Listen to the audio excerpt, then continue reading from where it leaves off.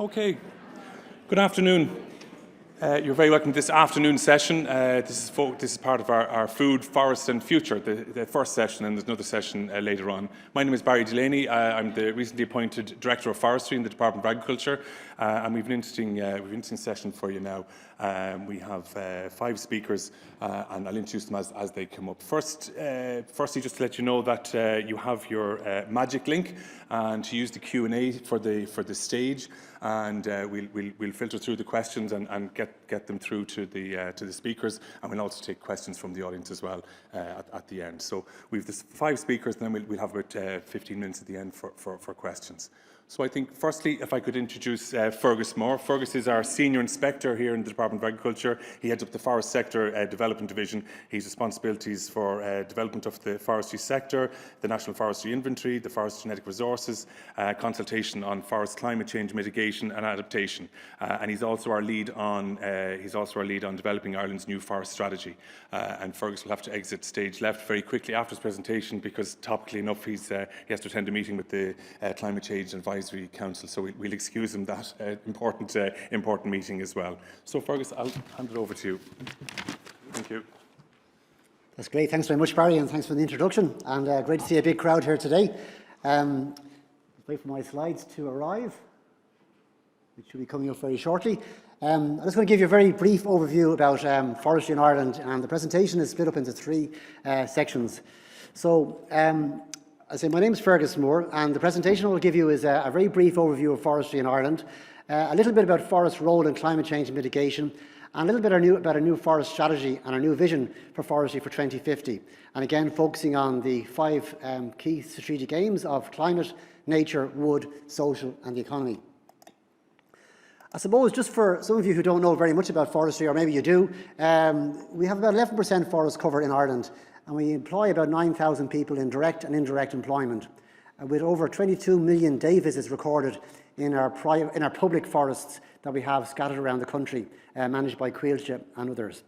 Since the 1980s, we've planted over 300,000 hectares of forests in a whole range of different landscapes, and again, those forests are contributing to sequestering a significant amount of carbon dioxide, about 3 million tonnes of carbon per year. But that sink is actually declining, and again, that will replenish itself when those forests are replanted following harvesting. To the economy, it's worth about 2.3 billion, and again, the annual harvest from those forests is about 4 million cubic metres of timber per year. So again, quite a large amount of timber, again, supporting lots of innovation and timber products, again, which are very important for storing carbon. And also, just to say, is we have over 23,000 forest owners that have basically planted land since the 1980s. So quite a significant industry, again, making a very positive contribution, but also there's some legacy impacts there as well, which I'll also discuss further on in my presentation. I suppose, just to go back maybe in time a little bit, back in the 1600s, there was about 2.5% forest cover in Ireland. And again, through major exploitation over a considerable period of time, that reduced to 1% in 1900. And basically, for the last 100 years, there's been a major ramp up in afforestation levels in the last 100 years. So we have about 11% forest cover today. So it's actually the highest level of forest cover we have in Ireland today, the highest it's been for over 350 years. So it's important, I suppose, to acknowledge that forest cover has expanded. Now again, the issue we have is, I suppose, is that our native woodlands haven't expanded as much as we'd like, and certainly that's a major challenge for ourselves in the next forestry programme, to see can we really expand our native woodlands beyond what they are currently. And at the moment, our native woodlands are probably about 2% of that 11% total. So again, major room for expansion to try and improve the status of those native woods. As I say, Ireland was covered in forests. About 80% of Ireland was covered in forests at one particular time. And over the last, number of years, we've done a lot of forestry. And certainly in our National Forest Inventory, which we do every 4 to 5 years, we assess the level of forest cover we have. And we also assess the type of forest and type of trees that we have in our landscape.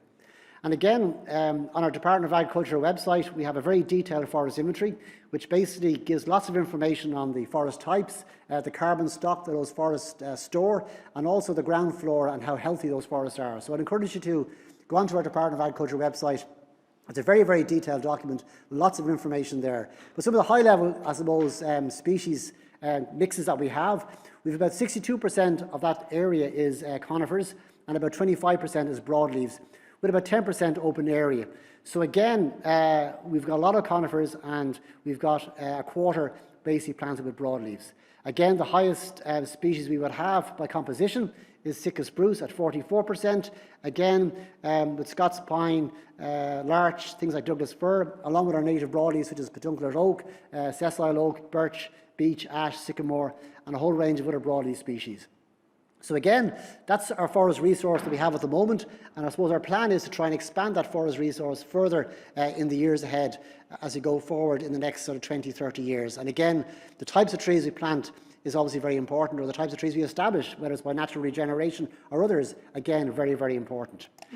I suppose just really to give you a kind of a snap overview of forestry per county, you can see there's a map of Ireland which shows you the level of forest cover in certain counties. And some forest counties have a lot more forests than others. And again, our target is to get to 18% forest cover by 2050. But I suppose the challenge for ourselves is, over the next number of years, what type of forest cover do we want to see expanding over the next number of years? Is it more broadleaves? Is it more conifers? Is it a mix of both? Is it more native woodlands? So again, this is where we're looking at a new forest strategy to see exactly what type of mix we want to do. And my colleagues, Kevin Collins, will be talking afterwards, our native woodland establishment scheme. We have a new forestry programme as well coming in on the 1st of January 2023. Again, lots of opportunities there to look at expanding our forest cover of all types of forests that we have going into the future. The important role of forests in climate change, as we mentioned, and I suppose this is really, I just want to touch on this briefly as well. Forests play a significant role in climate change, in basically removing carbon dioxide from the atmosphere. But again, it can't be at the expense of biodiversity as well. So again, we have this challenge to try and trees planted in the right place for the right reasons. The Climate Action Plan was launched there in 2021, a follow-up from the 2019 plan. And in the Climate Action Plan 2021, it recognises the importance of forestry as part of the climate change solution, as part of us trying to get to carbon neutrality by 2050. And again, forests have a critical role to play in that. And again, in our Climate Action Plan, we have a target of 8,000 hectares per annum. And again, we'd like to see that to be a lot higher than it is. But again, we're relying on private farmers and private landowners to make that choice in relation to planting those lands with trees. It's also important that we manage the existing forest estate that we have. As I say, we have 11% forest cover. It's important that we try and manage and maintain that forest estate. So again, in the Department of Agriculture, we've got a whole range of networks set up whereby we monitor and we measure the forest that we have, and we also regulate and license that forest cover when it's being harvested and being thinned and replanted. So again, lots of important role to play for the department there. It's also important as well in that we use the timber that's produced from those forests as renewable resources. So, for example, the importance of using wood is very, very critical. And again, that's mentioned in the Climate Action Plan. So our forests and the wood they produce can help store lots of amount of carbon in the timber products they produce. So again, from a biodiversity perspective, it's about removing carbon dioxide from the atmosphere by the forest, by sequestering carbon, but also the timber products that they actually produced. And again, if you look at the EU in the Green Deal, lots and lots of policies have come down the line in promoting the use of timber products as part of a sustainable and green economy, as part of a circular economy. So we have lots of opportunities in the years ahead to try and promote the use of more timber as a sustainable resource, replacing things like concrete and steel. And again, I suppose, just to summarise, forestry, what it does three things. It sequesters carbon dioxide from the atmosphere, that is removing carbon dioxide from the atmosphere.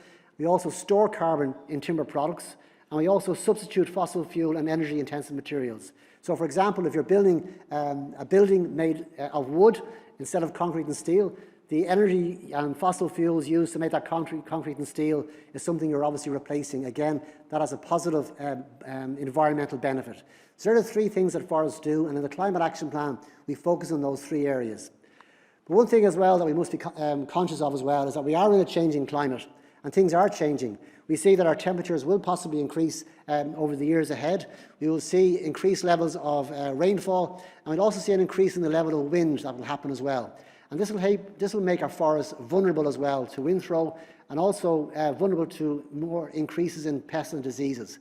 So again, from a climate resilience and adaptation point of view, It's important that we carry out monitoring. It's also important that we carry out breeding on our forest estate. So what we've done is, in the Department of Agriculture, with the Coillte Council, we've got a Sustainable Genetic Resources Conservation Strategy that we launched last year, which details the level of breeding programs that we need to basically put in place, not just our native forests, but also our coniferous forests, to ensure that we have seed stock that's plentiful, that enables us to try and expand our forest cover with native seed stock, but also to look at the performance of those particular trees, how they're adapting to a changing climate.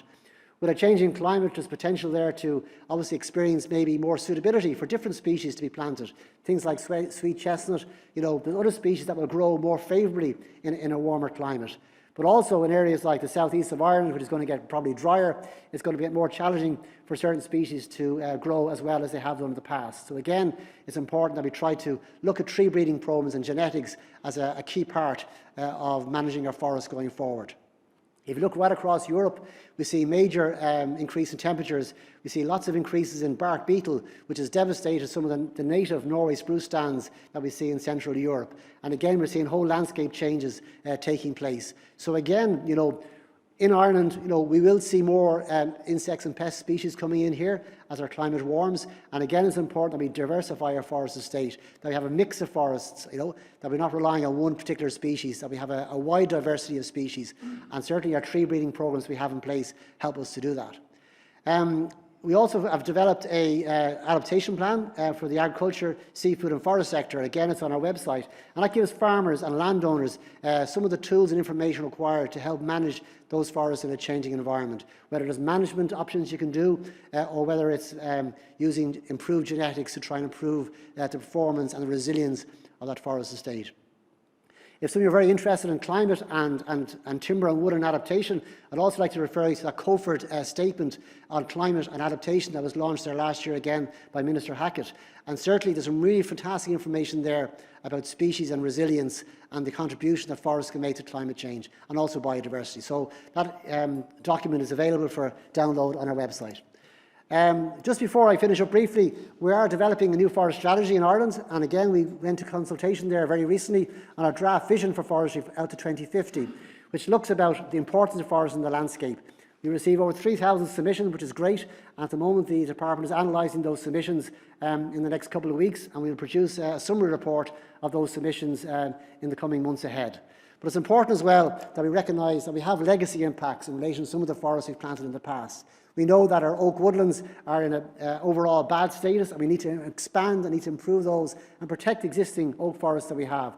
Our native woodlands are crucial to improving our genetic variability and viability of our native woods that we must try and cherish and maintain and try and expand where possible. But also, we've got legacy impacts of forests planted on inappropriate places on some of our peatlands. Again, we have to look at those areas in a new forest strategy about rewetting and rewilding and looking at more options in relation to our forests in those areas. Our new forest strategy is focusing on 5 key themes: forest for climate, forest for wood, forest for people, nature and economy. And then what you'll see on the coming months ahead is our new forest strategy will focus on these 5 areas with a detailed implementation plan to address these. And we got loads of great feedback in our consultation that we can basically use to basically form and shape that strategy in the months ahead. Forests are important for nature, and again, we have people here on the panel here to discuss this in more detail.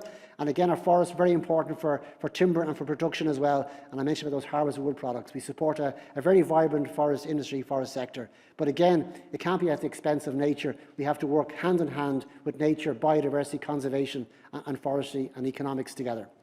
And again, forestry for recreation, we've got loads of forests out there. We've got 400,000 hectares on the Coillte estate, fantastic opportunities for recreation. And again, the National Parks and Wildlife Service have got fantastic oak woodlands as well that basically we all enjoy. So forests do lots of different things, and certainly in our new forest strategy, we hope to try and deliver as many of these as possible, but also in stakeholders, with yourselves and consultation with others. The Department of Agriculture can't do this on its own. It has to be in a shared approach with as many stakeholders as possible. Thanks very much.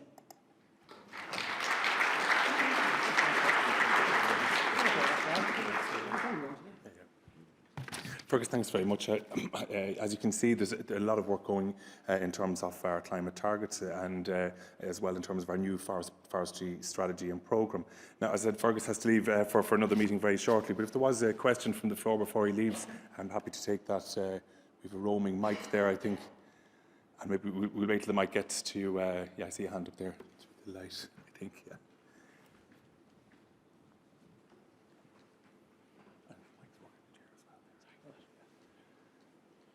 Hello, Aoife Cassidy. I'm a landowner in County Clare. A little while ago, well, probably a good few years ago now, I got my local forestry inspector to come to my farm and see what my options were forestry-wise. The only option I was given was to plant Sitka spruce on 100 acres. Thankfully, I chose not to do that, and I needed to regenerate grassland, and instead I started a conservation grazing programme with native Irish Kerry cattle, and I'm seeing the benefits in biodiversity terms, which is fantastic. But essentially my message is it wasn't planting. I don't know if it's possible that things have changed and that the local forestry inspector scene can diversify the advice away from Sitka spruce. Maybe that's coming online, but I'd love to hear more about that. That's great. Thanks very much. That's a very good question. And certainly, you know, a lot of our sites around the country are very suitable for growing a range of different species. So really, in our next forestry programme, and even our existing forestry programme, we do have a wide range of options, which goes from Sitka spruce to oak woodlands to alder to a mix of different types of trees. So certainly, I think, you know, a lot of different soil types will grow a lot of different types of trees. So certainly, we're very keen in the department to try and see, can we diversify the species options that we have available to farmers. So certainly, if you want to apply again, I think we could certainly look more closely at those particular sites to see is there other things we can do other than Sitka spruce. But certainly, you know, there's a range of species in Ireland that grow very, very well, and Sitka spruce isn't the only option. Thanks, Fergus. I think we have time for one more. I see outside here in the front for one more question. And yeah, look, I agree that it's to give landowners all the options that they want in terms of an approach to afforestation. That's what's key here in our new programme, to try and develop options, a suite of options for landowners to take. And even still, with what's classed as pure Sitka spruce currently is developed from where it was in the 90s to a point where we have 15% space for nature in that plot, as well as 15% broadleaf, and the rest in terms of Sitka spruce, and things are evolving and moving there as well. But sorry, you had to hand over to yourself. Hi there, Michael Keegan's my name. I'm a farmer and I also work for Luglaw Estate in County Wicklow. My question is, why is it taking so long to get afforestation licence approval and also felling licence approval? Seems to be an awful barrier to progress. Yeah, you're right. Certainly there's been a lot of delays in our licensing process over the last couple of years. There's lots of reasons for that. We have to do a lot more due diligence on some of the sites we're examining. And certainly, you know, we've put in place Project Woodland. We've done a regulatory review with a consultant, which hopefully in the next number of weeks we're expecting a report that will examine the licensing process to see if there's any way we can do things a lot better than we are. But I suppose it's a balance between regulation. You know, it's important that we don't damage sites that we're planting. It's important that we respect wildlife and conservation. So we have to make sure that whatever decision we make is robust, that it's not just about getting a license out quickly. It's about making sure to do all the checks and balances that satisfies all the regulatory requirements that we have to do. But you're right, it's a barrier to people deciding whether to plant or not. If they're experiencing a long delay in getting a licence, and likewise a long delay in getting a licence for felling. It's something we have to do quicker. We have to make sure that landowners get decisions quicker, whether they're, you know, a decision to plant or not. But it's important that the decision is made a lot faster than it currently is. And I know Barry's been working quite hard with lots of individuals in the Department of Agriculture, and certainly we're hoping for this report to be published very shortly. Yeah, thank you. Okay. Fergus, thanks very much for your time. We'll excuse you from this one, and we'll move on with our agenda, if that's okay. So thanks very much again. Thanks, Fergus.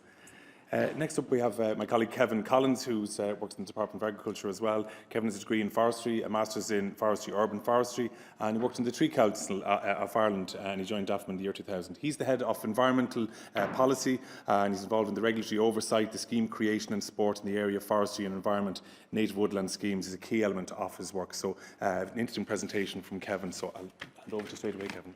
Thanks. And it's great to be here. I was here at the last one a number of years ago, and I think the only thing that's changed, well, lots of things have changed, but wearing glasses is one thing that's changed for me. So I have to just find my presentation. Do I just click on that then, yeah? Okay. Is that it? Okay, and I can go back. There you go. Great, thank you. Yeah, good afternoon, everyone. Thank you, Barry, for that introduction. I'm just going to talk a bit about the schemes that the Forest Service and the Department operate in terms of forestry and biodiversity. Just maybe, it's very much put in context in terms of the lady's contribution down the back in terms of, you know, the options that were related to her back then. And hopefully get across the idea that there's now a lot of different schemes, a lot of opportunities where really good work is evolving and developing that will feed directly into the forestry programme, we hope. So a quick kind of tour through all these different schemes that are operating, but very quickly, just in terms of who the Department of Agriculture are and our role in regulating forestry. Basically, we have a role to regulate afforestation, forest roading, tree felling, and also aerial fertilisation under the 2014 Forestry Act. So, you know, within that, in terms of looking at licence applications, whether it be with or without grant aid, we have to carry out a lot of different checks and balances. And a key one that's kind of really driving through at the moment is in relation to the Habitats Directive and the real focus on appropriate assessment. But we also have responsibilities under the Water Framework Directive, of course, and the EIA Directive, and national legislation as well. So all that's kind of wrapped into what the Forest Service does in terms of when it looks at an application from a landowner to a forest, with grant aid or not. We also have a lot of different schemes in order to promote forest development in Ireland. And this one was in relation to the current forestry programme. We have a afforestation scheme, and as Fergus related there are 12 different options under the afforestation scheme. So it really does allow farmers and other landowners to kind of develop forests on their land, which involve, you know, commercial sitka, native woodland, agroforestry, you know, a whole range of different choices are there which weren't there in previous years. We also have a forest road scheme to be able to get into forests, to be able to start mobilising the wood that's produced. Schemes to encourage thinning and fending of broadleaves, for example. A continuous cover forestry scheme, a scheme for native woodland conservation, a neighbourhood scheme, and also one for public creation of woodlands and public lands. So I'm going to just touch on some of those in a few minutes. But just get across the range of schemes that we also operate alongside our regulatory function.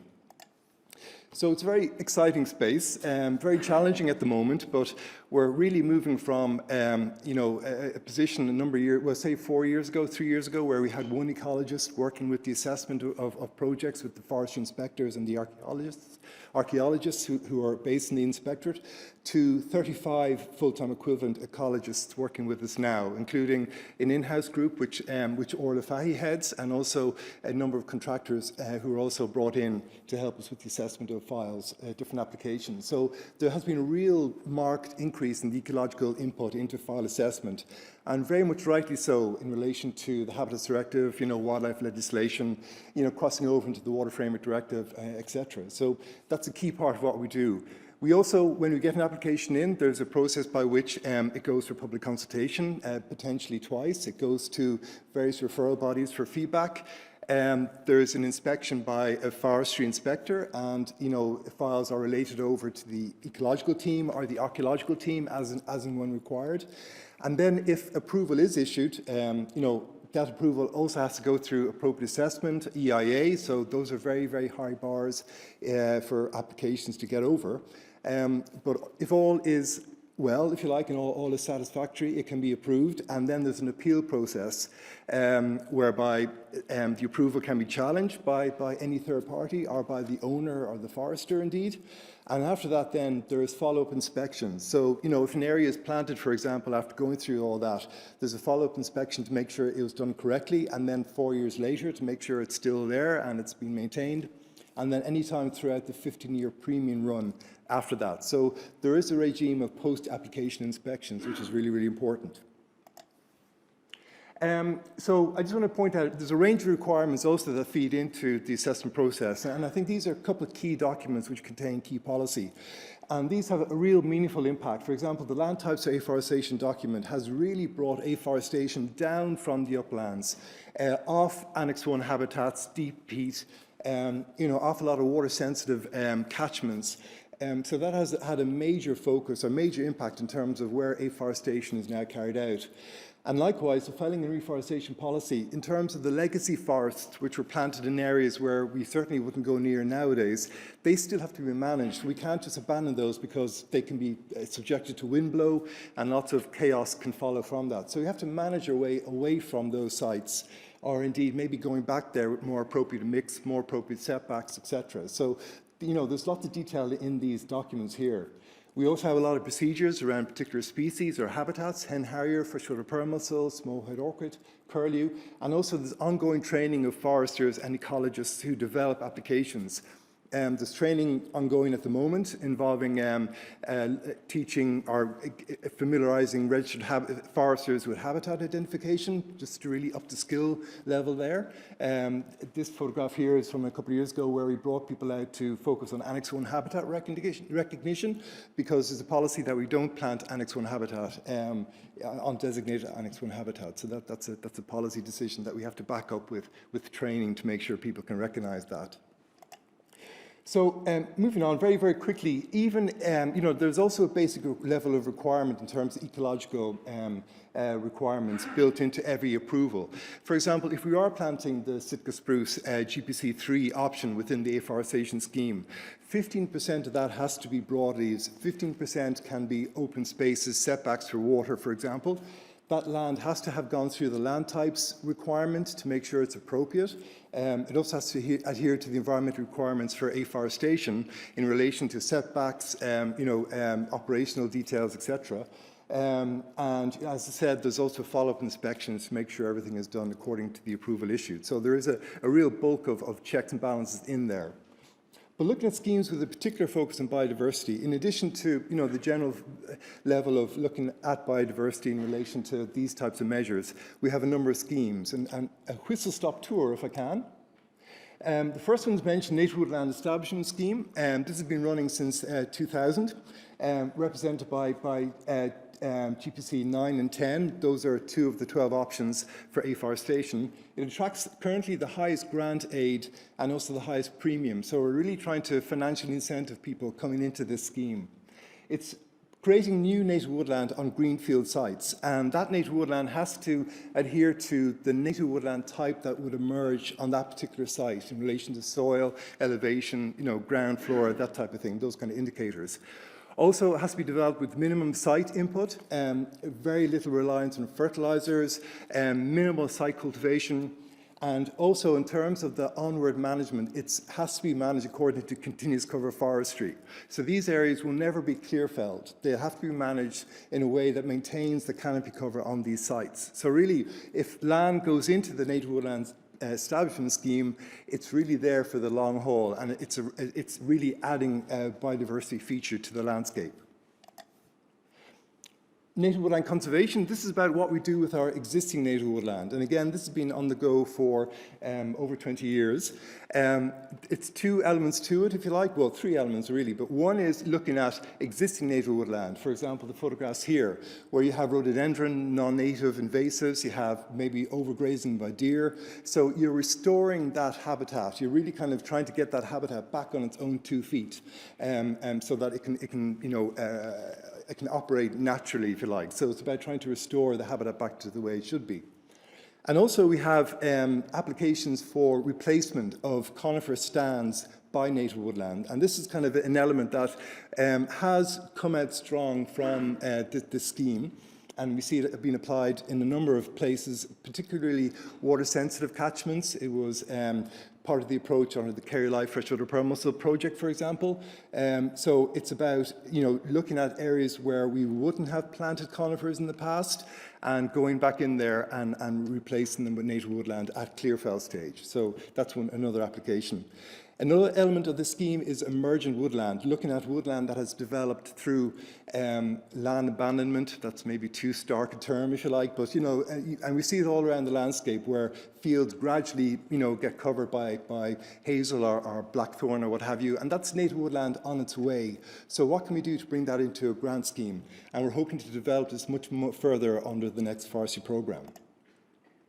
Just a little sidetrack here. I just want to point out that the Native Woodland Scheme, both planting and conservation, have come about, it was launched in 2000. It has come about through a real partnership between the Department and Woodlands of Ireland, National Parks and Wildlife, Inland Fisheries Ireland, Heritage Council, a lot of different native woodland stakeholders, Coillte and others. And really, this scheme has evolved over the 22 years, and it continues to evolve. And, you know, working very closely with Declan Little before in Woodlands of Ireland, and Joe Garran as well, who's currently holding the position in Woodlands of Ireland.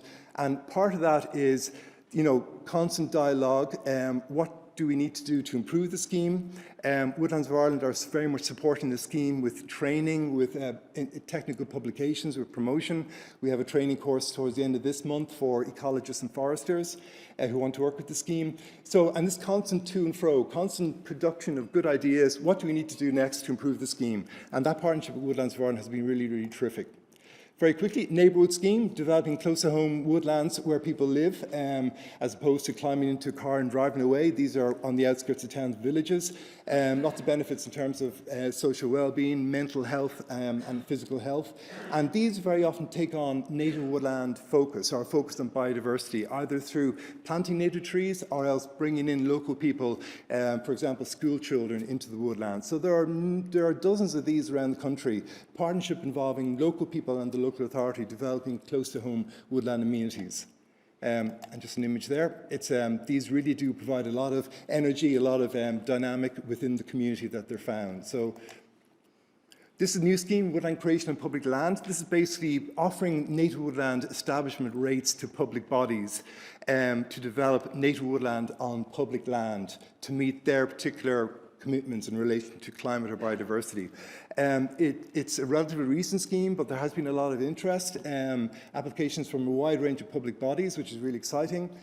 Lovely crossovers, for example, the idea of HSE developing native woodland around their hospitals is coming into focus. Irish Water, for example, in terms of water protection, using native woodland, so very exciting dynamics going on there. And we've worked very closely with the Climate Action Regional Office as well for developing information for local authorities to apply under the scheme.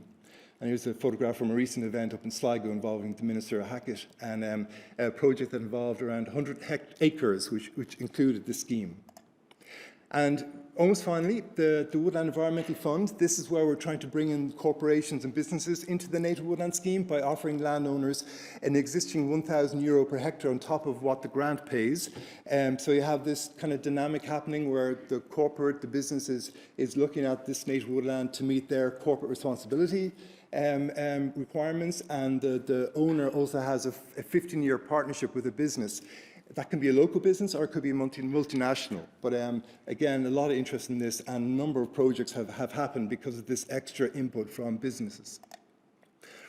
This last one here, Forest for Water, this is an exciting area where we're using the Native Woodland Establishment Scheme in a way that protects water. So the idea, for example, of identifying key critical water areas where native woodland would help, for example, PIP maps provided by the EPA, areas, for example, provided by Inland Fisheries Ireland, which are particularly sensitive to fisheries. The likes of, for example, where we have existing alluvial woodland, which can be reinforced with appropriate planting upstream or downstream, and an extra payment, again, to bring the landowner into the native woodland scheme to plant native woodland and thereby put that protective cushion there in that landscape in terms of water protection. And here's a quick before and after. That's a scheme that went in under the Native Woodland Establishment Scheme. It's 20 years old up in Mayo, and the difference there is stark, and you can imagine the level of protection that would afford. Also, I won't go into these. We have the agroforestry scheme, continuous cover forestry scheme, both of which have very strong biodiversity focuses as well. Environmental enhancement scheme. This is the idea of going back into forests during the rotation to see what can be done to fix issues that have emerged. So that's another scheme that hopefully will make an appearance in the next programme in some shape or form. So to finalise, the new programme offers lots of different opportunities, and I think we have actually got a lot of experience under our belts in terms of developing schemes that promote native woodland and biodiversity. And I think a big part of that is through the native woodland scheme and how that native woodland scheme has fed into other measures and schemes which operate. And I think that the cooperation with Woodlands of Ireland and the various other stakeholders has been really critical to the success of that scheme. There are issues and challenges involving the time it takes for applications to get processed, and we hope that they will be dealt with over the coming months. But let's not lose track of what has been achieved. The vision that is now emerging in terms of the new forestry programme, which I believe will be being released for public consultation in the not too distant future. So on behalf of myself and Orla Fahy, I'd like to thank you all for that, and I'll pass you back over to Barry. Thank you.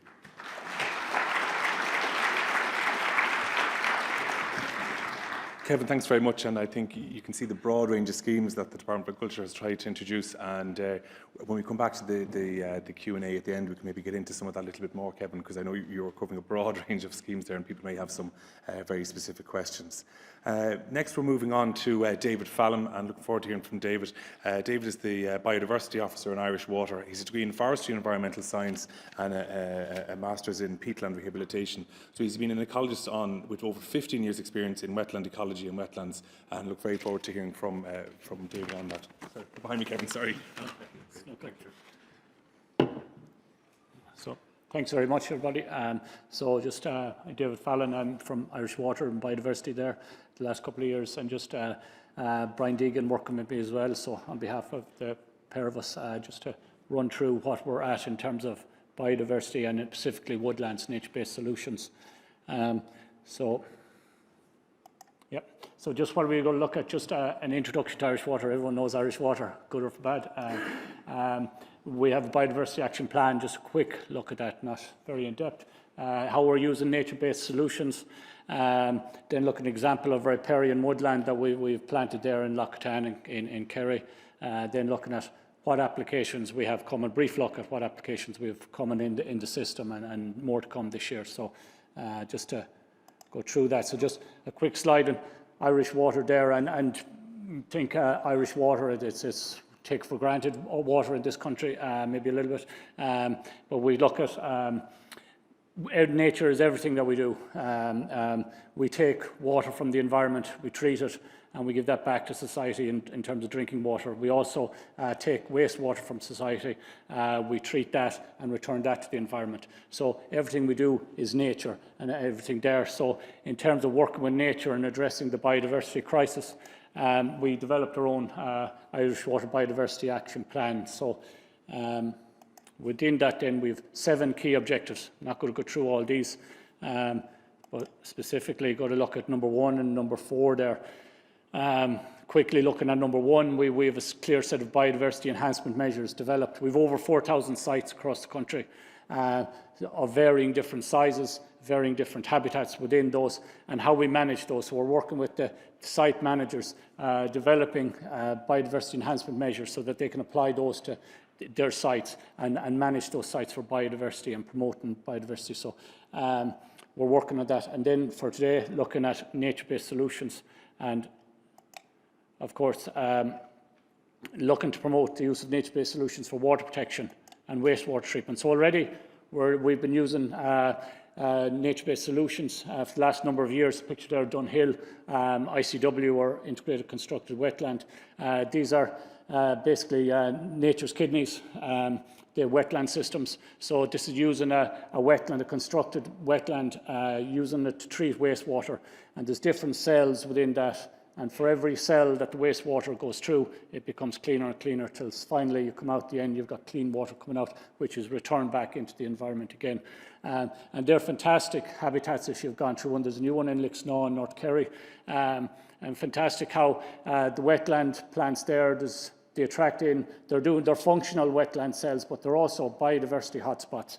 Lots of life there within them. And also local communities can use these, can use them for education, use them for amenity as well.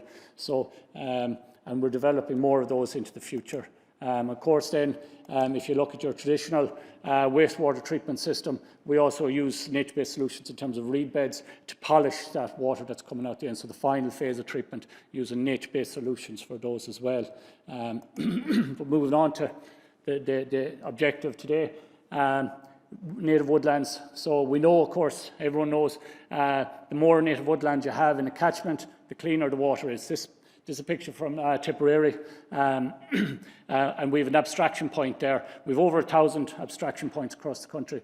This one here in Tipperary, we know that for every block of native woodland that goes into that catchment, our water is getting cleaner. Water is very expensive in economic terms to treat, so the more issues, to say environmental issues within that catchment, the dirtier the water, the more expensive it is to treat, the more chemicals are needed and so on. But native woodlands are doing that job for us in the catchment. So this is a case of third-party lands where we're encouraging people to plant more native woodlands in those in terms of, say, clear fell systems for water as well. And society benefits hugely. So moving on to our riparian woodlands. So our first site started as a trial site down in County Kerry. It's the drinking water source for Killarney Town. Killarney Town is quite a big population in itself, but also has a big tourist population during the summer months. So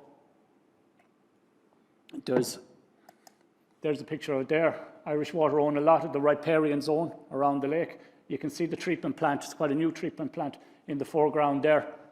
That plant is taking water from the lake, treating it and piping it up into Killarney Town. So you might ask, that's pretty beautiful looking site there, really nice. What's going on? It's a typical scene in Ireland there, cattle grazing there. And of course you can see the slope, and when you look at the site, you see the slope there in terms of high rainfall. There's a lot of silt, a lot of detritus flowing down over the land. The cattle are grazing it very heavily.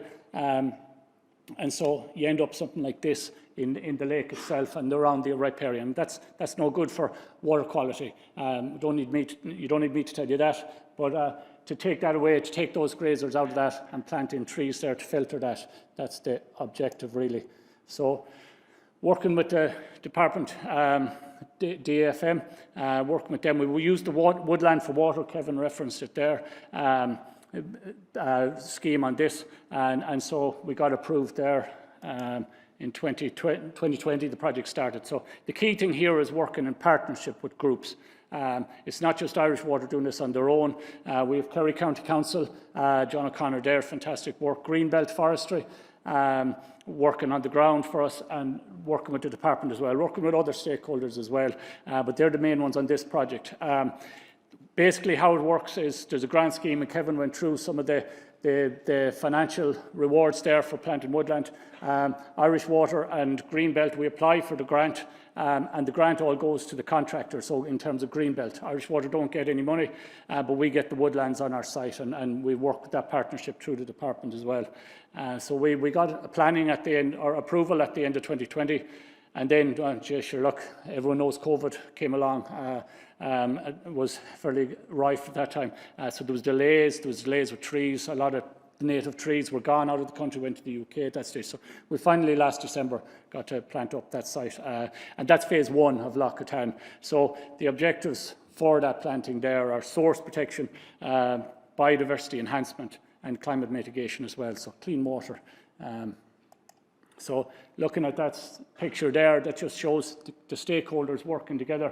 We've Ken Buck and Eugene there from the Department of Agriculture, Food and Marine, John O'Connor from the local Kerry County Council, Gerard Moroney there pointing at something with Black Hat on there from Greenbelt, and our neighbour as well. So we're talking to local stakeholders, talking to the local community, explaining what we're doing there as well. Roger there at the far end is the local landowner adjacent to the site, and Roger is saying supplied for native woodland on his side as well, so we've helped with that application. So talking to everybody, bringing them with us on the journey, what we're doing, why we're doing it. Yeah. Sorry. Yeah. Okay. So boots on the ground then. The royal we there. Ciaran and his crew do all the heavy lifting really. We go along afterwards to have a look and take photographs. But you can see the fence there, and straight away the fence has an impact. The left-hand side there is our site, the lakeshore side. The right-hand side there is still in the ownership of the local farmer. So straight away, that picture was only taken a couple of months after the deer fence went up. You can see the impact on the site. It's quite noticeable there. There's already much taller vegetation on our site, so straight away you've got a barrier to silt. You've got more protection for the lakeshore only after a couple of weeks. You can see the cattle are still grazing quite heavily on the farmer's side, the private land ownership, and we're trying to think of a polite word for cow shit, but I didn't come up with one. But there you see, that's what cattle do, you know, so excluding them straight away has implications. So December there, beautiful day in December there, planting away. There's the guys from Greenbelt, nice backdrop there as well to be working in. And of course, looking at the logistics of planting a site like that, it wasn't the most straightforward site. A lot of deer in that area as well, and we used deer fencing on the landward side of the site, but the lakeshore there couldn't be fenced. So we're using individual tree guards for deer in there, but resources. The bane of every ecologist's life is resources. We don't have enough always, but we improvised and we used novel silvicultural approach to this. So for over half the trees we used deer guards, which are quite tall there, and within each of those tubes there's a tree that's going to be protected from deer. But we also planted, to keep the stock and density up, we also planted within those, in the spaces in between. So we'd imagine, look, we're not fools, we know the deer can swim, and there'll be a couple of deer getting into that. We hope the intensity of deer getting in over the years are low, and that some trees will be browsed, some will coppice and that. But remember, the objective of this woodland was never for timber production, it's for water, biodiversity and climate. So we're going to watch that space as it develops. So that brings us on to future plans, now that we got the first one planted after delays. So we have 11 sites that have been in with the department since last year. We're mostly approved on those sites.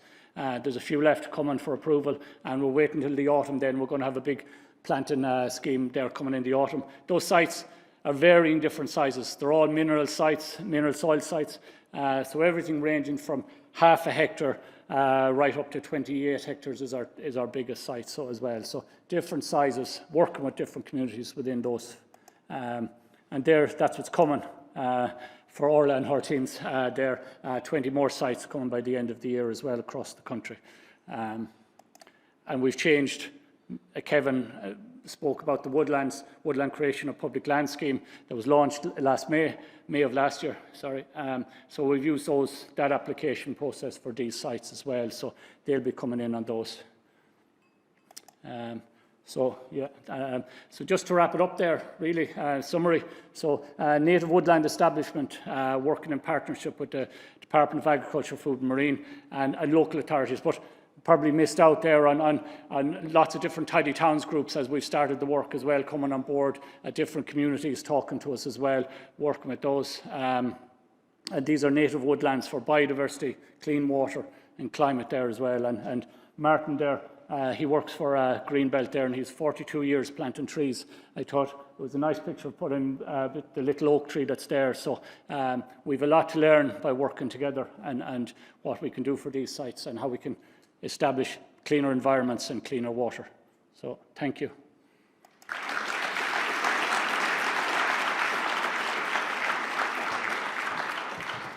Thank you, David. That was really fascinating, and just to see with the collaborative interaction between agencies and the department and the possibilities that are there in terms of helping in terms of biodiversity targets and so on. Really, really interesting. Next up, we have Tadhg MacIntyre, our recently appointed professor, Tadhg MacIntyre. We congratulate him on that. Tadhg is a professor in Maynooth University, an environmental psychologist, and he does a lot of research on nature-based interventions, including green exercise and nature-based solutions to urban health. So really interested to hear this presentation and the approach that we have. So, thank you. Yeah, I'm going to mirror a little bit of what you heard earlier about nature-based solutions, but I'm an environmental psychologist. I'm really interested in you primarily. Forest, nature, probably secondary. So just a quick question. Just put your hand up if you've gone to a forest or woodland space in the last month for recreation, mental health, fun, play, social interaction with your friends. Oh, that's great. Okay. Just stand up if you think you'd like to go back there in the next month for the same reason. Sorry to throw this in. Fantastic. Okay, brilliant. We've also thrown in, incidental physical activity into the presentation. So thank you very much. I really appreciate it. So I'm also interested in, the smiles on your face, emotional response, because forests have meaning to us, whether it's, family tree, family roots, whether it's all the different ways we talk about growth. A lot of how we think and grow relates to nature, and forests are, a prime example of that. So my role as an environmental psychologist, which is a new term, if you asked me 2 years ago, I definitely have to Google it. But I've been a psychologist for almost 20 years working in nature and health in that area. So what I currently do is I'm scientific coordinator of a European funded project which is engaged in promoting urban health. And we do that by nature-based solutions and other solutions, some of which you'll get to see today. What we're really concerned about is using nature, specifically in cities where people are under threat, where nature is, degraded, and by renaturing cities, change people's health outcomes. Where our secondary interest, I'm sorry it's our secondary interest, is environmental health, that of biodiversity, climate mitigation, adaptation. The first one is around human health. And just to give you the storyline, this is kind of what it looks like. So this is, the cities we work with, 2 of them have won European Green Capital Awards. That's Lati and Fallon. And, they are, stellar in this space. For example, Lati are creating urban forests for nature therapy next to a hospital as part of their intervention. Limerick have created the Castletroy Greenway, which are going to, currently adding 19 new trees of, 5 different species amongst those 19 along it, and essentially a rest area to promote biodiversity and social interaction for children and parents on their way to school. So I'm very concerned about how nature impacts our lives and impacts our health and impacts our choices around sustainability. So really what we're concerned about in our projects is this question, is what is nature connectedness? How connected are we to forests? I work with a lot of Germans on our project. We've, I think, 3 partners in Germany, and they talk about, the forest is a place where they feel happiest because they've got, 4 times the level of afforestation we have. You say that to an Irish person, some Irish people, you put them into the forest and think the boogeyman's going to get them, right? So, we have a different relationship with the forest, some of us, but it's good to recognize those differences. Because for many of us, the forest is a place of solace, recovery, and activity. So the nerds among us have a way to look at this, and I won't dwell on this too much, but essentially, there are, well-founded benefits of interacting with nature. And forests, do amplify those effects. So it's, going to an urban park is a lot different going to a forest in terms of those factors. But there are reciprocal benefits. For example, often we have what we call nature connectedness is enhanced. And that's a kind of clunky term to show, how much do we care for nature? How connected, or what is our relationship with Mother Nature? And that's really interesting. Because as a psychologist, some people use the word attachment as being that, mother to child or primary caregiver to child bond. And how, that's probably a better way to look at it. It's a really strong bond we have with the natural environment. And forests play a really key role in that. But environmental concerns, sustainable behaviours, these are all part of a chain of behaviours that emanate from nature connectedness. So if we get people to forests, as we did during lockdown scenarios, I'll come back to that, we're actually changing people's lifestyle behaviours, their choices around sustainable actions. So forest and mental health, the potential goes beyond park life. So, more than 2/3 of us in Ireland live in suburban or urban areas. Not all of us have access to green space. But forests offer a particular window into ourselves and into nature, and it's one that we should really be aware of. So these are some of the kind of benefits. It offers both green and blue space, and Irish people, we have a particular affinity compared to many of our continental neighbours to blue space, waters, lakes and rivers. It supports physical activity and exercise of many different forms. And Coillte have done a lot towards that by dedicating certain forest areas within the Dublin region to recreation. It's a pathway to enhancing your own autonomy because you get to choose your own route through the forest. And the challenge you have in a forest is so different to a park landscape because hopping over a log, climbing a hill, all these different physical challenges promote psychological resilience, which is a really important thing in post-pandemic society. I put the emphasis on post, okay? Forest visits, according to Coillte, doubled and tripled during COVID-19 era. So the forest closest to where I live is Donaghadee Forest Park. The numbers went from 5,000 to 14,000. And what's really interesting, they're staying at that level now. So people have built up this habit over the long-term lockdowns, so they're maintaining their visits to forest space. So the role of forests in promoting mental health, recreation, social interaction is greater now than ever. Just to highlight, one of the programs we work on is a joint program with Mental Health Ireland and other stakeholders, including Coillte. And this is for people with what we term a psychosocial disorder or client who uses mental health services, which is a significant proportion of our population. And essentially, through a guided forest walk over 12 weeks, we're able to have very positive health outcomes. I'll just try highlight what they are. So, increase in nature connectedness of about 11%, a 31% improvement in psychological well-being. And their scores on psychological well-being end up going above the threshold for mental health issues or difficulties. So it's possible that forests, on a bespoke sample of the population can have really profound effects, and not just for everybody, but for specific groups. And I think there's a value in that for us. Just to highlight one question we often get asked about, what's the role of gender in forests? Well, it goes beyond safety concerns because MEP Sean Kelly gave a talk at a conference a number of years ago, and he gave the opening address, and he reminded us that actually forests are for everybody. While in Killarney National Park, he met women's groups who had suffered great loss in their lives. And they went together to the forest because that's a place they could feel solace and recovery. So forests can be for everybody, sometimes in groups, and they do offer, I guess with the developments of Coillte, they do support our access in very safe ways nowadays. I just want to highlight something which wasn't mentioned earlier, and that's urban forestry. So urban forestry is really interesting. Because if all of us, or the majority of us, live in towns and cities, how do we get us or connect us to forests? Well, there's three ways. One is bring us all to the forest. And we have to look at the carrying capacity of forests to do that, how to manage that, and that mightn't always be feasible. The second way is bring forests into cities, like urban forests, and the third way is a digital connection I'll come to in a moment. But essentially, urban forests, they offer this kind of contiguous link. This is part of our project. It's called Go Green Roots, and the roots means that you connect, biodiversity in the city with suburban riparian areas, for example. So one of the key wins here is that you take people away from the co-hazards of noise and air pollution, which are ubiquitous in our cities. The soundscape that people get in urban forests, has a major impact on people's perception of biodiversity. So research during COVID lockdowns, including our own across a number of countries, highlights that, people perceiving the bird song, that has a big impact on their perception of biodiversity, and that enhances their well-being. So it does have a psychological benefit.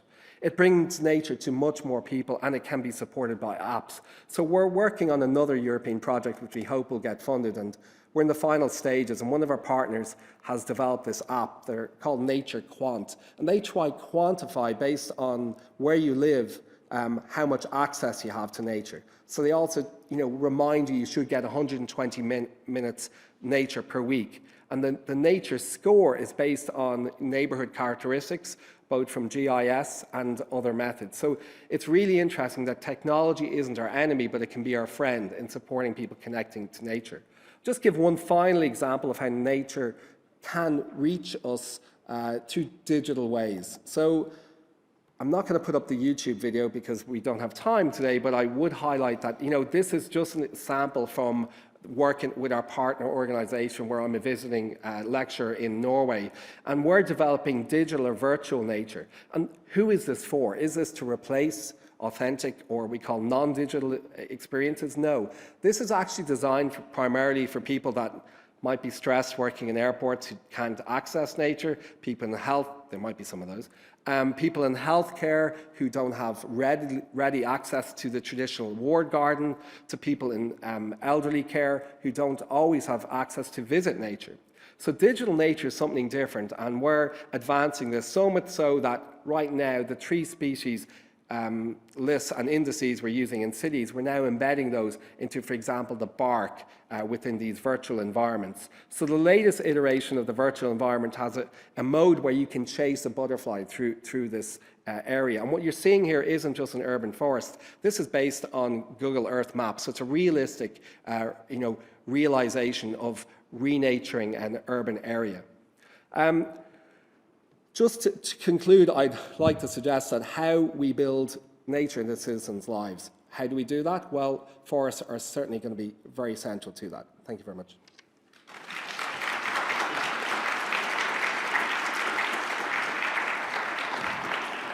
Thanks very much. Thanks very much, Tadhg. And yeah, I prefer to see real forests, not virtual forests. So we'll still push on with our forestation plans and woodlands. And finally, we have Dr. Ciaran Fallon, known to many of you. Ciaran is the director of Coillte Nature and has worked for the last for many years in Coillte. And has become very important in all our lives in the last 2 years. We've become very much aware in terms of the work that they do, in terms of the space for nature, but in terms of the move towards that nature piece is really, really important in terms of our overall approach to biodiversity from our forestry estate. So I'll hand over to Ciaran. Thank you. Thank you, Barry, and to the organisers for the invitation to speak today. What I'm going to do today is I'm going to cover the first 3 years of Coillte Nature. Barry, you're going to have to show me how I bring up my presentation there. Oh, and it's here. Okay, super. I'm going to look back at the first 3 years of Coillte Nature. When we were last together in this hall, Coillte Nature didn't exist. It was set up in 2019 on the occasion of Coiltte's 30-year anniversary. So Coillte was set up in 1989, and as we approached our anniversary, we were looking to the future and looking at our relevance, and there were a confluence of factors coming together which encouraged the board to establish Coillte Nature, not the least of which was this conference, because our CEO at the time, Jerry Bridgefield, attended the conference and was really energised by it, and he committed to a Seed for Nature, which we will present on tomorrow. It's part of this presentation as well, but I'll be very brief because it's going to be covered well tomorrow. Coillte Nature, we operate across 4 areas: restoring biodiversity, regenerating urban forests, rehabilitating ecosystem services, and afforesting our landscapes. So the 4 strategic themes, and we have large projects in each of those areas. The first area here is restoring biodiversity, and as I said earlier on, I'm probably going to not dwell on this one too long because we're covering this tomorrow under the Seeds for Nature, and I want to leave plenty of time for questions at the end of this session. I think there'll be plenty from what I heard so far. But this is Hazelwood Forest in Sligo Town. Hands up anybody who's been to Hazelwood Forest in Sligo Town. Okay, I'm surprised. Okay, great. So there's about maybe 20% have been. Everybody else, put on your bucket list, definitely go see it. An extraordinarily beautiful forest on the lake shore of Lough Gill, facing right out onto the Lake Isle of Innisfree. Beautiful, beautiful forest, which was quite inundated with rhododendron, forming a really, really dense thicket within the forest and effectively denying the forest light and killing off the forest. So this is a major project that we undertook to do at this last conference, and we'll report on it tomorrow. But a really interesting project, a lot of hard work with colleagues from the National Parks and Wildlife, I should say, are very helpful to us in this project, which essentially involves the hard work of removing rhododendron and then also restructuring the forest, the lower forest, to achieve more species diversity and more age diversity as well. So, as I say, I won't delay on that one too long because we're covering it tomorrow. The other area, the other strategic theme is this area of regenerating urban forests. I'm really fascinated to see Tadhg's presentation. We hadn't coordinated, but they do speak to each other a little bit. And this is speaking initially about our first project, which is what we call the Dublin Mountains Makeover. So it's looking at this, this group of forests, these 9 forests that surround Dublin on the south side of the city. So if you're driving around the M50, if you look up those forests there, and they were all planted in the late 1950s and early 1960s when Dublin was a much smaller city with a population of around about 600,000 at that stage. And the city ended really at Dundrum. Dundrum would have been a town on the outside of the city. And these were set up as commercial plantation forests to produce timber.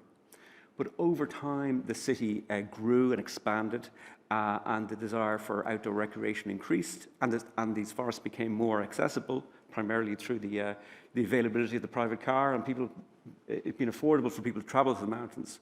And over time, they became essentially part of the green infrastructure of the city. So effectively, we were practicing commercial forestry in an area where these forests were assuming a much stronger recreational and biodiversity function. So the Dublin Mountains Makeover is a recognition of that, and it's a gradual transition of 700 hectares, which is a huge area, to forests for nature and forests for people. We don't have time to get into much of the detail on that today, but it's covered very extensively on our website. But it involves a combination of 2 things. One is CCF, continuous cover forestry, where we can do that. So it's a selective removal of some trees and replacement gradually over time. But in other areas where it's impossible to do that because of the lack of wind stability, because these forests have grown in plantation formations, we actually do an OR&R, which is a clear fell and replaced with native species. So we keep those quite small, but we remove the conifers and replant with GPC 9 and 10 species that Kevin spoke about earlier on. An interesting thing about this project, just very briefly, our run rate at the moment is, we started off in 2020, just a year after the conference, about 50 hectares, up at about 80 for the last 2 years, and we keep running at that rate. That's about the rate that is sustainable without having a strong visual impact on the hills. And you'll see my colleague Hedda here on the right-hand side. We do really focus, because we're so close to the city, to respond to the public appetite for more engagement with nature through a lot of interpretation events and communication events. And we find any time we do that, we are inundated with interest. There's a latent desire for involvement here, and I think we all have responsibility to involve the public. Rehabilitating ecosystem services, we have 2 very large projects here. One is what we call the Wild Western Peatlands, and this is looking at 2,100 hectares of western peatlands, which was planted up with commercial conifers back in the day, again in the late 1950s and early 1960s, primarily to create employment in areas that were very socially deprived. So areas of the country where people were leaving the land in droves and emigrating. This was an effort to try and create work on the ground. The work involved manually draining these areas, fertilizing them, and trying to establish a commercial timber crop. Now we know that this was wrong-headed from a carbon perspective, from a biodiversity perspective, and even from a forestry perspective. These lands are not suited in many cases to the growing of trees. So it's really looking at solutions for those sites. So we started our pilot project, which is on Derry Clare Forest in the middle of Connemara. Really, really gorgeous site right on Lough Ina and Derry Clare Lough, a very water-sensitive site, a very, very tricky site. But if we can do it there, we can do it in a range of other sites we have around the area. As I say, this project initially is 2,100 hectares, which is a really big area. But as an organisation, we're looking at actually converting 30,000 hectares, so a massive area, over the coming decades in the west of Ireland. and really changing the function of these areas. Where possible, it'll involve re-wetting the peatlands and trying to re-establish a growing peatland. In other areas, it may be a rewilding function and establishing some sort of native woodland cover. The other one I'm mentioning here is the Midlands Native Woodland Project. And this is looking at the Bord-na-Mona estate and small parts of the Bord-na-Mona estate, which, as you know, Bord-na-Mona have a very extensive plan for the rehabilitation of their estate, which mainly involves re-wetting these wetlands. But there's a certain small subset of their estate which cannot be re-wet. It's hydrologically impossible. These are high and dry areas where you'd have to literally pump water up to re-wet them. So we're looking at solutions for those areas with them and looking at a way of establishing native species on these residual lands. This is what nature would do anyway. In time, these lands would be repopulated by nature. So it's really trying to accelerate that by seeding with native species. The actual seed cover in the area, the seed sources in the area are so low that it would take a very, very long time for seed to migrate into those areas. So we're trying to help that natural process by seeding with pioneer species of native trees. And these are vast areas. We're putting in a pilot application for a little bit over 300 hectares at the moment, but we think we could probably get up to, in time, possibility of maybe 1,500 hectares. And the final one is afforesting landscapes, and this is trying to get back into afforestation, because Coillte hasn't, in its 30 years, been really active in expanding the forest estate. It's been managing an estate that was vested in it by the state. I mean, before Coillte, before 1989, all forestry was done by the Department of Agriculture in its various guises. When Coillte was formed, the assets were transferred into the estate, and Coillte has been managing that. But this is really an effort to get back into afforestation, get back into, when I say afforestation, I mean the planting up of bare land that is not under trees, with new forests. And this is, in my area in Coillte Nature, we are doing this solely with native trees using GPC 9 and 10. And the big challenge here is access to land and finance, because it's very, very capital intensive, because we need to buy land and plant it up and manage it in the long run. But almost immediately that we announced the establishment of Coillte Nature, we received a steady stream of inquiries from organisations and individuals who were interested in being associated with the creation of new native woodlands, and in some cases had the resources to really back that up. Initially, we were turning them away because we had no way of responding to this demand, but we gave it more thought and engaged with them, and we found out that very often there were individuals and organisations who wanted to see these lands created, but didn't necessarily want to own them because they weren't forestry companies.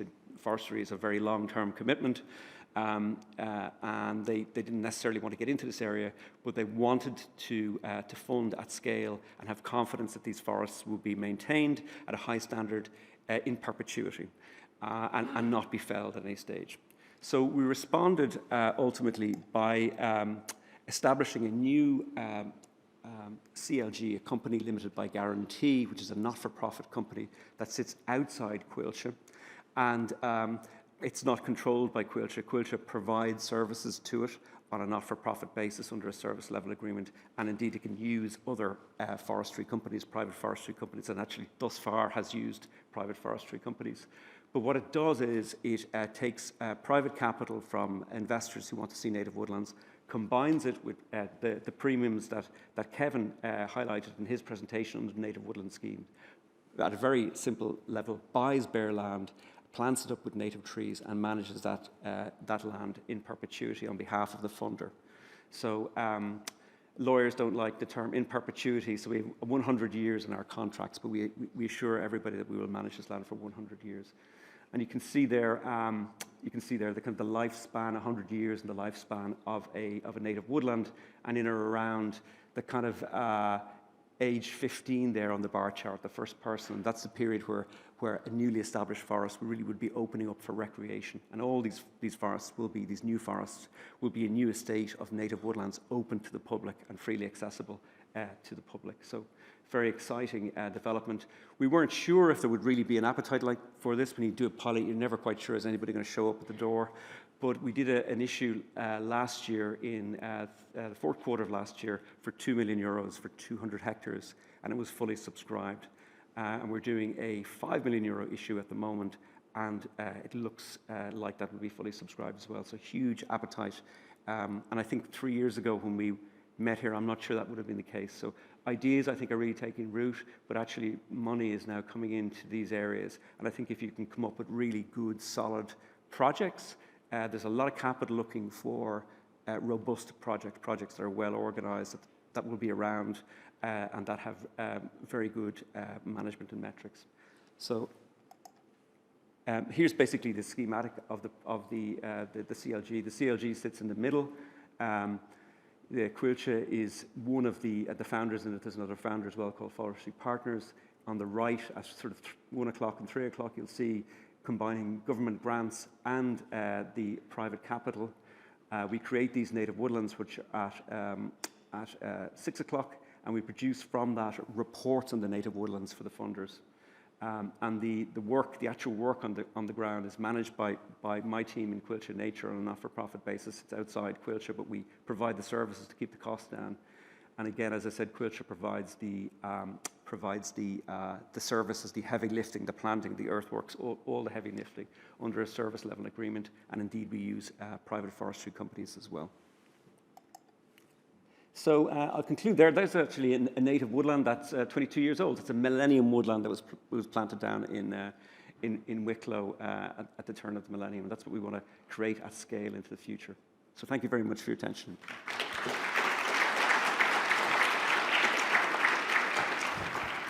Ciaran, thank you very much. Folks, I hope you'll agree that they were rather stimulating presentations, and I'm sure you have some questions. I'm going to eat a little bit into your coffee break, but I'm sure you'll tolerate that as well. So we'll take some questions from the floor, and there's one or two from our online audience as well. So the roaming mic is there. The hands have shot up. Okay, so we'll take the questions as they come. Thank you. Faith Wilson, independent ecologist. Thanks for those excellent talks. I'm just curious from the Forest Service perspective, has anybody done a cost-benefit analysis of the cost of deer fencing and tubing of newly planted woodlands compared to actually implementing some deer control on the ground? Very specific question there. It is very, my microphone's on. There has been an assessment of standard deer fencing versus what we saw in David's talk in terms of, the land outside of the deer fence using wider spaced trees with tree shelters. So I know there has been an assessment because you get over a certain area and one becomes more economical than the other, if you like. But in terms of the question implies that there is a wider approach to deer management within the landscape, which of course is the real correct way of doing it. And we did have the Deer Forum, the Irish Deer Forum, which I think was striving to bring stakeholders together to try to get deer management units around the country, which really is the way to go. So whether or not it's more cost benefit to go one way or the other, it's certainly preferable to go for the landscape approach. And I think that's what we really need to go for. But in the lack of that, unfortunately, deer fencing may be the only option that people who want to plant new forests have in many parts of the country. But as a little kind of segue, there are different types of deer fencing being designed as well. For example, there's this mobile A-frame fencing, which is not your line of fencing with stakes, but it's more of an A-frame structure which you can move around the site. So after 20 years in one place, it can be moved somewhere else, and it means that you're not driving stakes into the ground. So it's very good for rocky, slopey areas. So even within fencing, there probably is more innovative ways that we can do it, including that approach.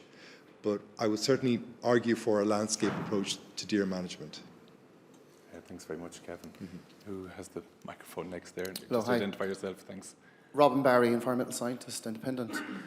Just in relation to the forestries, like we all know about our past mistakes with our coniferous forests here in Ireland and our acidification of our soils and the impact on our waterways, and of course then the spawning beds with the sedimentation of the trout and salmon rivers. So it's just, currently I think we're still making some mistakes. The last biodiversity conference I was at here, I posed a question to a Department of Agricultural official about the extensive use of chemicals within our national parks, such as our herbicides, Roundup, and our pesticides. So we know that certain agencies like the National Parks Wildlife Service are using huge quantities of Roundup in our national parks to do with our hazel scrub, also with our rhododendron. And my answer I got at the time was that they couldn't give up the Roundup or these chemicals until they found a viable alternative. However, on my journey up from the Burn in County Clare, on the motorway all the way up the country here to Dublin, each side of the motorway has been sprayed with Roundup, right where the water gullies are, and it's contaminating, obviously, those watercourses. Now, anecdotally, speaking to foresters in East Clare, some of the older forestry guys, some have passed away with cancer and some are dealing with cancer. And they reckon that's due to the extensive use of the insecticides being used in the coniferous forests to deal with the weevil beetle. So if we keep continuing these carcinogenic practices, we're not only impacting our own health, but we're not actually promoting biodiversity.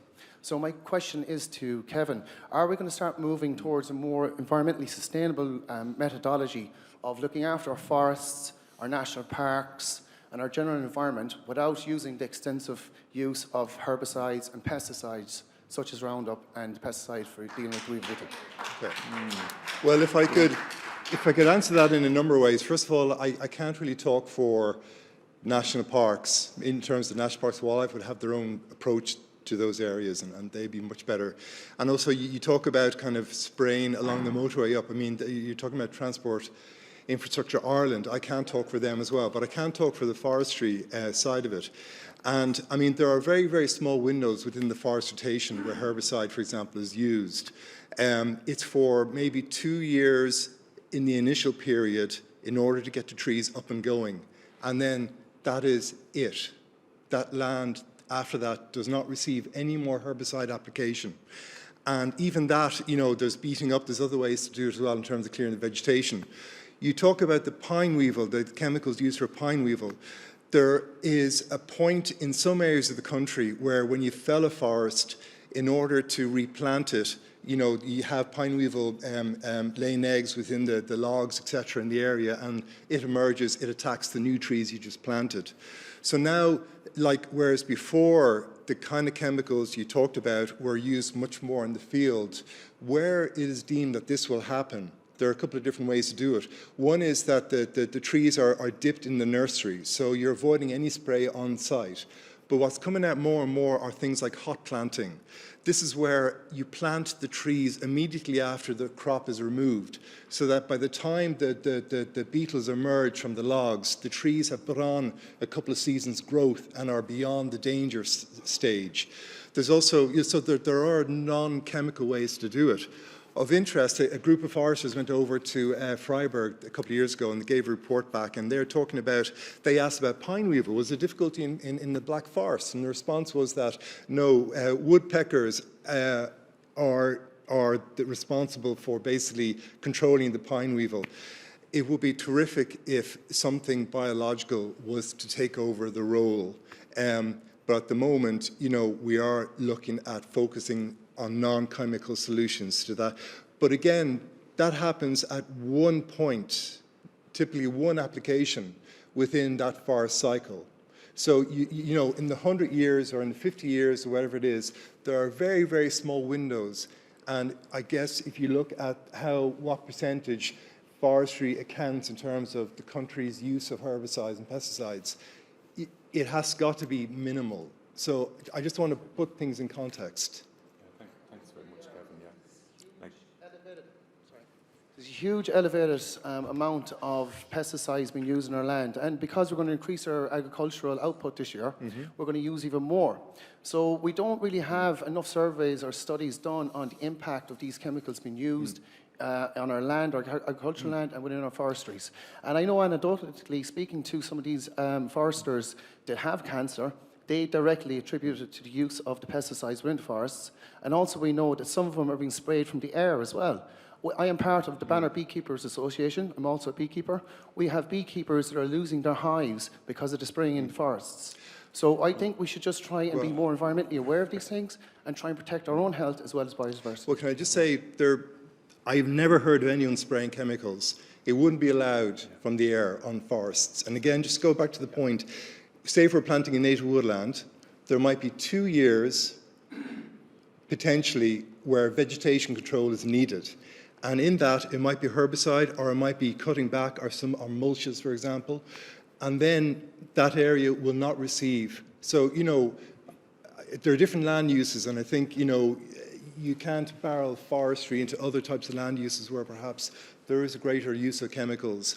Within that forest rotation, that's a very small window during which herbicides will be used, and then that's it. And look, Robert, your point's very strongly made, and I suppose we could spend a lot more time on other aspects of it. But just from our point of view, in terms of the new programme, it's looking at a sustainable approach to forest management, and that's clearly where we're trying to go. And we can come back to the other point again in terms of the broader use. I think we've time for one or two more, Orla, before they ring the bell on us here. I have a question for Kevin and maybe the rest of the panel as well. Very welcome the native woodland grant schemes that are available, but I have a question, Kevin, what exactly are the uptake rates at the moment? And I suspect the uptake rates are quite low given some of the discussions I have with landowners and advisors around some of the issues around it. One of the things they have said is that the income opportunities from these fall off a cliff at 15 or 7 years. And are your thoughts maybe on what a potential solution to that would be, maybe results-based payments for public goods, for nature, water and climate. It's currently going to be scoring systems for results-based payment in the cooperation projects, and there is going to be payments for woodlands under that. I'm wondering, could that be extended to maybe bridge that gap of this income fall off and make it even more attractive to pay for these services? And just particularly for a specific one for Ciaran, I'm just interested in the new woodland, the new native woodlands you have from that CLG. After the 100 years, it's a very valuable resource to the public in terms of the public goods, recreation use. After the 100 years, who owns it, I wonder? Okay, well, very quickly on the native woodland side, we are on course to, we're planting around over 450, 500 hectares of native woodland per year, and that, as far as I know, doesn't include the projects which are coming in from the public lands. Now, the target for the current programme is 450 hectares per year. We had a slow start earlier on in the programme. We're now, I think, over 450, so whether or not over the entire programme we will reach our target, I'm not sure, but it is certainly a considerable size of the amount of afforestation we're doing currently. And as I discussed, you know, it's now making its way into other measures like the public land scheme, the neighbourhood scheme, woodlands for water. So, you know, it's spreading. But the point you raise about the cliff at year 15, I mean, it is a big question. And, you know, the group of people that have been working on the scheme over the 20 years and the organisations, it has very much come up the idea of how do we make these woodlands pay so that, you know, beyond the grant and beyond the scheme. So we do encourage some level of reduction, be it wood or non-wood, as long as it's compatible with the biodiversity objectives. But what has to happen is the development of a marketplace for the produce, like they've done in other countries like Wales and Scotland and what have you. So there is a real need to create markets for the type of produce that these woodlands can, because that's the only real way. I'm not saying every single woodland goes into production. There'll certainly be lots of woodlands where you don't go near, but where it is compatible, how do we make them pay their way, if you like, you know? Ecosystem services is another massive area because of all the different benefits that these woodlands will be providing, water, recreation, carbon, landscape. You know, will there emerge some facility whereby the owner is recompensed or is paid by society because he or she is maintaining this ecosystem? I know where my heart would be on this, you know, but I guess, you know, that's now there in the ether in terms of the type of opportunities that might be coming down the line. Thanks, Kevin. And these are the deliberations currently in terms of trying to develop the new programme from the 1st January 2023. And Ciaran, in terms of the partnerships. It's a really good question. The ambition here is quite high. We've already planted 200. We think we'll do maybe 4 this year. So this could get a run rate of 1,000 hectares a year, and over decades, you're talking about tens of thousands of hectares. So what do we do with it? So the CLG is a not-for-profit, and that what holds the assets themselves, so the funders don't have a hold on the assets. And the 100 years is only there to give the funders a close horizon, a legal close horizon, which was kind of necessary to complete the contract. The idea of the CLG is it'll run in perpetuity, but in the constitution of the CLG, it said if the directors of the CLG were ever in a position where they had to wind it up, they have to find another body within the state with similar charitable aims and vest the assets in that body. And the idea that there will always be available for public use. I think we'll take one more from the floor there. Who is the mic currently? And I'll take a few from the remote audience as well. Thanks. Hi, my name is Sive O'Neill. I'm with the Centre for Climate and Society at DCU. And I have a question, I think, for Tadhg or Ciaran, perhaps, give Kevin a break. And thank you all for the great presentations. It was really brilliant. So we did a project in DCU with community law and mediation on environmental justice in Ireland. And one of the things we found, which you touched on, Tadhg, was the importance of green and blue spaces, especially during the pandemic, but generally anyway, for mental and physical health. And also as a matter of justice. But the problem is that there is a very unequal distribution of access to and availability of green and blue spaces. And during the pandemic in particular, a lot of poor areas that are often overcrowded in urban areas or very far away from the beautiful forests of Coillte, people had no access to these spaces at all. So what can we do in terms of public policy to ensure that trees are not associated with leafy, well-off suburbs and that they are available to all creatures and everybody, everywhere? Yeah, it's a really good question. Thank you. So I guess I could address it in two ways. So one is what the evidence suggests. So in our Go Green Roots project, we had a paper published in Lancet Planetary Health, and it suggests that you'll save 43,000 lives per annum across 1,000 European cities if you ensure the WHO recommendations for access to green space are met.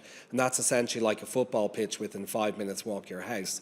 Now, we know that the burden of the pandemic was very unequal, both in terms of socioeconomic status across different districts and cities, including areas of Limerick where we work, and also in terms of gender and perceived safety in those areas. So I think the policy shift is required to ensure not just access to, this green space close to where you live, but actually the quality of the green space. I mean, that's what forests do. Forests are this kind of high fidelity, nature experience we can get.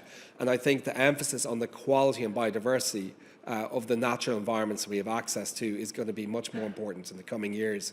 And there's policy at European level, which, I know it's been discussed, at departmental level and interdepartmentally in Ireland. So the Biodiversity Strategy 2030 from European Commission. And also the, what's called the 100 carbon neutral and smart cities programs. What's kind of interesting is in a discussion recently with a member of the Irish government abroad, they were asked, where are we in terms of renaturing our cities? And we're certainly behind the curve. I mean, there's very few cities in Ireland that have signed up to Green City Accord and a number of these initiatives, which put this in justice and access, first and foremost for the citizens. So let's just say this is a conversation we can continue and we need it to transform into policy. Thank you. Thanks very much, Tadhg. Orly, you'd one or two there from the floor, and I think we'll take one final then from the floor. This lady had her hand up from the very start as well. Okay, so there's some questions in relation to, I suppose, have we considered planted deer fences, integrating hedgerows and perimeter planting to help wildlife? Plans to include common non-native Irish tree species such as beech, sycamore, lime, maybe encouraging them more in the upcoming national programme. Query in relation to tree planting in cities, how we can encourage it. They seem to be mostly being cut down at the moment. And also the role of trees in flood protection and flood prevention.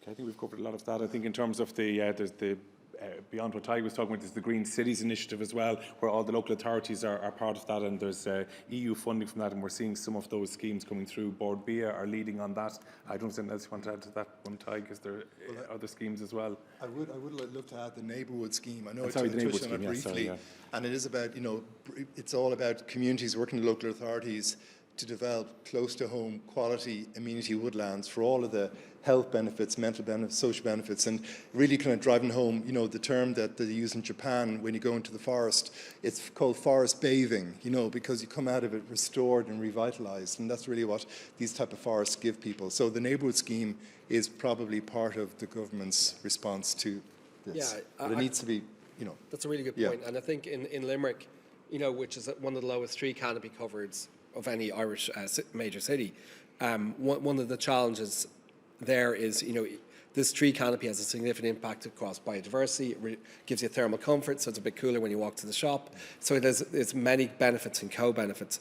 And, you know, in the context of Limerick, with their greenway, they're, you know, using now species which are going to be more climate resilient, you know, which will deal with the future. So I think this idea of adding trees to our city is really, really important, and I think it should be a central driver in cities. And the management of this resource in the cities is very much changing, rather than, you know, relying upon complaints from citizens about, you know, the trees need to be cut back, or it leads them to people clean their car too often. I think the perception has changed. So I think fundamentally we're a different start point now. So this is very much, you know, a green light for this activity.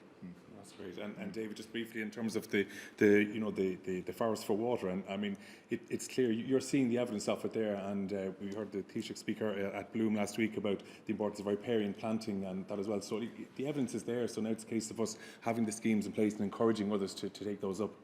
Yes, certainly, yeah. And where we have abstraction points to more native woodland in that catchment, and a catchment base, so that the cleaner the water, it is that simple, you know. So that's why we're planting native woodlands. Okay, no, that's great. Thanks. And final question before you get to your coffee. Thank you. I'm a councillor for Ballymun-Finglas in Dublin City Council, and Dublin North West seems to be really lacking on tree canopy, 1 to 3%. And every time you try to, you know, get tree planting, there's always, you know, an issue around it, whether the land is too valuable, it's for housing. And yes, we are in a housing crisis, but people are actually living there at the minute, are cheek to jowl in housing, a lot of that area. And forestry or parks always seem to be the last thing that they think of. There's an area in Finglas that was landfill, and I'm just wondering as well, can you plant on landfill? Because I've been given different answers to that. At the minute, the land is just grass. It's no use to anybody except the scrambler bikes. So I want to know, can you plant on that? Well, can I just I can answer that very quick, but can I just say I did my master's in Finglas, the idea of developing a woodland in Finglas along Scribblestown Lane, and, you know, talking to a rake of people in Finglas and the community people, and the Finglas Community Nursery and the work it did in terms of outreach into the community and tree planting. Because Finglas has, well, I know you know, like, large open spaces, but they're just green with grass, and they don't have any of the infrastructural benefits that trees bring in terms of all the ones that the Tadhg was talking about, which would pay for themselves very often if people regard them as infrastructural feature alongside lighting, and you know, trees will pay for themselves in terms of the services they give. But in terms of landfill, if the landfill is capped correctly and there are certain engineering requirements, then yes. I mean, the big fear about the engineers is that the tree roots will go down and burst through the membrane, and then you'll get leachate and all the rest.